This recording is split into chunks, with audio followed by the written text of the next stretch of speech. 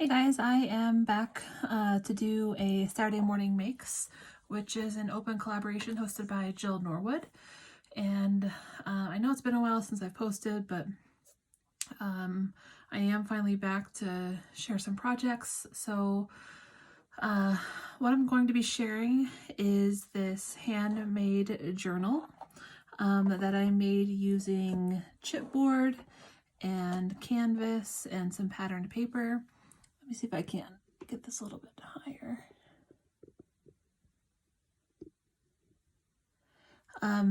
But first I did want to share all the products I used. So I did use this stamp here from Elizabeth Craft Designs. It's called Important Memo. And then I did use this large ticket die here, which is also from Elizabeth Craft Designs. I think it's called Essential Planners. Let's see what number it is. Number 11. And then I did use some paint that I just had in my stash. I used this Folk Art Mint Green and this bright baby pink. These two paints are probably as old as my oldest child, so they're around 13 years old. Then I did use some Crackle Medium, which I haven't used in years and years and years, but I did use that. I used a little bit of lunar paste, and I did use some multi-surface metallic in 24 karat gold.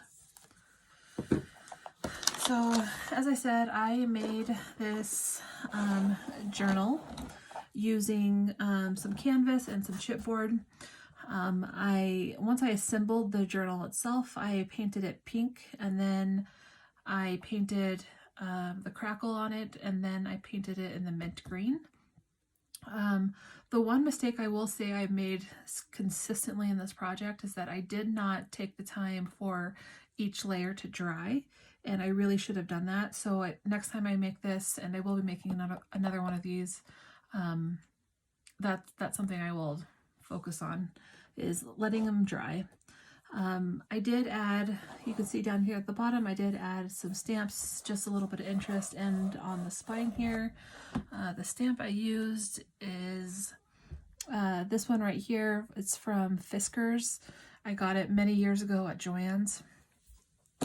And then inside the journal, oh, I guess I should say on the outside of the covers, I did add some lace here, and then you have it on the inside. Here's the inside cover, and then on the inside of the signatures themselves, I did add lace there as well. Now that this is really close up, see if that'll help a little bit. Each signature, so there's only 2 of them, and they are all pretty much the same. I used some craft printer paper and cut them down and just made some little booklets. I don't know what I'm going to do with this book yet. There are some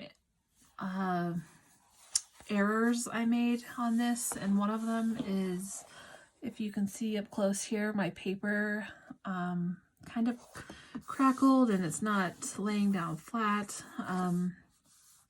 I have made mini albums for many, many years, and I should have known better. I used wet glue to lay down this paper on the inside of my book, and I am just not patient enough to use wet glue on something like this, because I'm not patient enough to make sure it's super thin and super spread evenly over the paper, and that's kind of showing. So next time I am going to just use my trusty 2-sided tape that I've always used when it comes to making books, and avoid this. And then I figured if I want it to be sturdier, then I'll go over it with another medium, like, you know, glossy accents or something similar like that, or not glossy accents, Mod Podge, and just maybe make it a little bit more sturdy that way.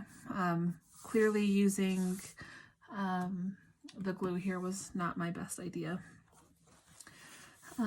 So as I said, each one has 2 signatures, and the paper I used is actually, I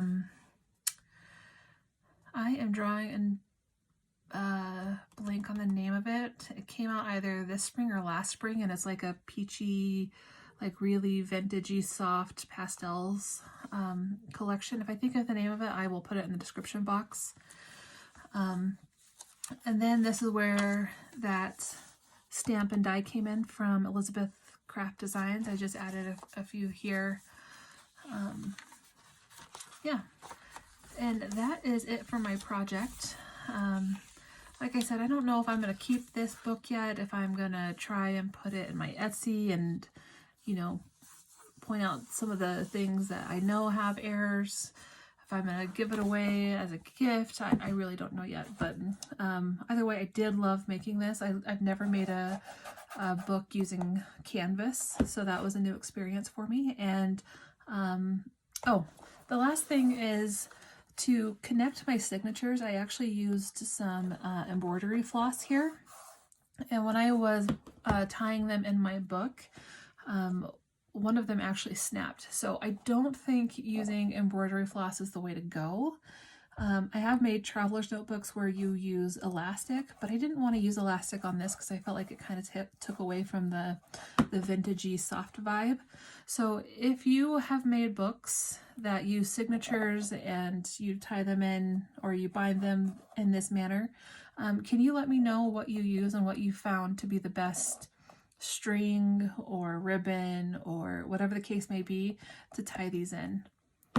Yeah, so that is it for today, and thank you for watching.